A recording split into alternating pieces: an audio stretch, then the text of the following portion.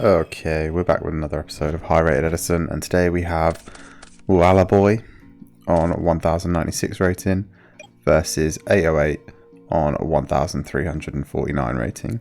So, both duelists, I think, in the top 100, but 808 quite deep into it, and that's probably a top 20 score right there. Opening hands are Gear Frame, Crystal Seer, Bottomless, Miracle Fusion, Trap Stun. So, it looks like the Machina hero build. Summon a Monk, Call, D-Prison, Braincon, Cyber Dragon, and Rescue Cat. So looks a bit like kind of Cat Synchro, Cat Pile. Sure we'll find out. It's going to start with Rescue Cat for Airbellum and Raikou. Going to use those to make Magical Android. Sets the Call. Yeah, this is nice because you can use it with the Cat later. Gains the 600 and passes. Draw for turn, there is Compulse. Going to set the Crystal Seer, set the Trap Stun, set the Compulse, and pass. Draw for turn is Sangan. Okay. They're going to call upon the Haunted, try and do the Cat again. That's going to get me out with Trap Stun, and then Compulse back the Android. Sangan going to come down now, get into the Crystal Seer, which is going to let them draw. Wow. Future Fusion and Solemn. Nice. Yeah. Obvious choice. But two very good cards. Okay, passing turn now. Picks up the Kai's for turn. Yep, I'm going to use that Future Fusion. Dumps Fortress and Prisma. It's going to be for Gaia. Normally you dump Ocean, but I guess 808 might be playing a smaller hero package and they've already got a water. So, I think this makes sense. Gear Frame, add Force. Pitch Force, bring back Fortress. Yep, I'm going to get in now. Yeah, there is a line there where they Future Fusion, Miracle Fusion, Tribute Gaia, get rid of Sangan, but I just think that's way too high input to take out the, whatever the draw is. You've also got Bottomless as well, so you probably think it is going to be Lone Fire, and Bottomless probably just helps take out whatever you're going to Lone Fire into. So set the Bottomless now. Pass. Draw for turn is Airbellum. Cyber Dragon coming down now. That's going to get Bottomless. Yeah, I mean, you've got to, because otherwise it's 3 material Cyber Dragon, and you probably weren't expecting that in game 1. But it does feel bad now that the Lone Fire is going to go uninterrupted. So Lone Fire for Lone Fire, then Titanial. Titanial going to get into the Gear Frame. Yep. They're going to set the D-Prison and pass. Pick up for turn is D-Prison. Okay. This is nice. So one turn closer to Gaia as well. Gonna set the D-Prison. Pass. Pick up a turn is Cold Wave. Ooh, do you Cold Wave here? I don't think you do. So Airbellum coming down now. They're gonna Braincon the Machina Fortress. Yep. They're gonna get in with the Airbellum. That's gonna get D-Prison. Yeah, you want to keep both these cards in hand. You really can't afford to lose this Miracle Fusion. So I think they'd rather take the damage, and that's what 808 chooses to do. Passing back the Machina Fortress. I mean, they're not dying anyway, so the damage was never really an issue. Pick up for turn there is equal. That's pretty nice. Gaia coming out now. Gaia going to attempt to target. Yep, Titanium going to go off. I think that's a really good trade, though. I think you'd be happy with that. Going to Miracle Fusion now. Fab Zero. This feels a little unnecessary. This is only a D-Prison, but if this was a Mirror Force, when you're not taking out any monsters, it wouldn't feel good.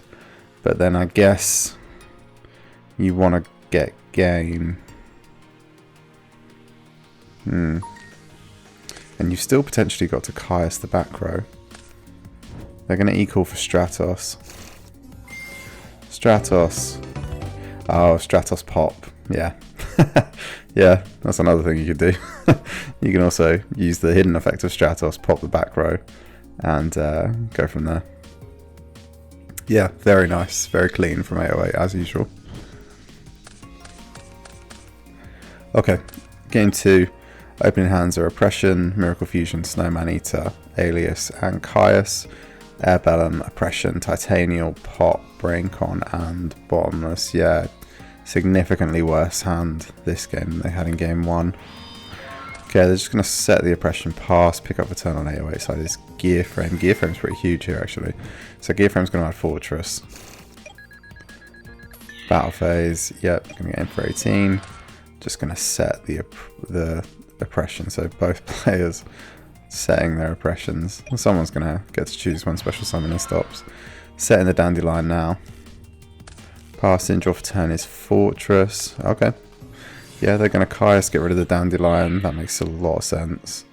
Especially when you kind of know what this deck is now. You're expecting it to be Dandelion, Sangan, you know, another Searcher or something that's going to put up some tokens. I think getting rid of that makes sense.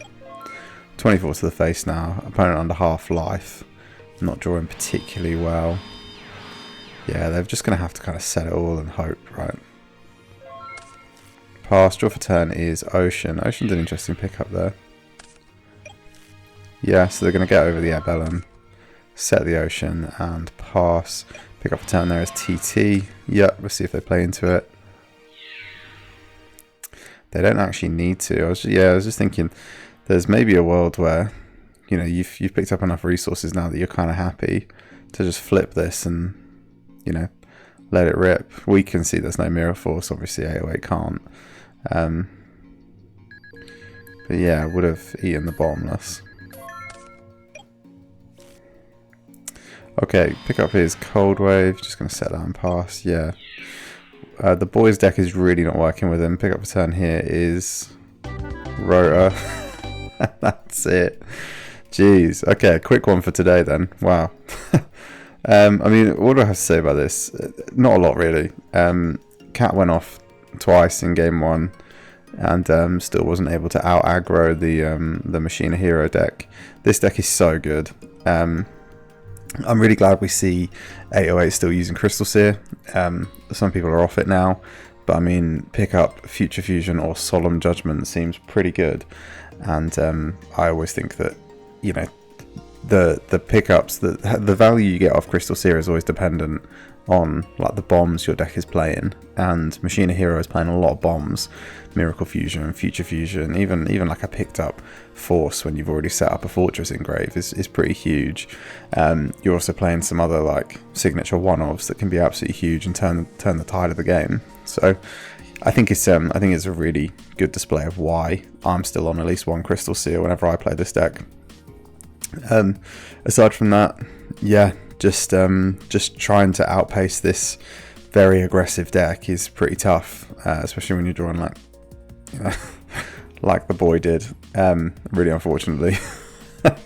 But yeah, it's tough. It's tough to know how this deck's going to evolve, but I think at the minute now the whole just like normal summon a Stratos, you know, attack is going to be a pretty good way. 808 is playing Caius. We don't see Caius in every hero Machina build, but yeah, it's interesting to see, and obviously it deals with a lot of the problems that the deck can't inherently do itself. So like I find when I'm playing the deck that the weaknesses are like back row. Well, Caius can go after back row, you know, and it can also go after stuff like Dandelions and Sangans that are set. So yeah, I think it's a cool tech in the deck. I wonder how many they play, but yeah, very quick, very quick 2-0 for 808 today.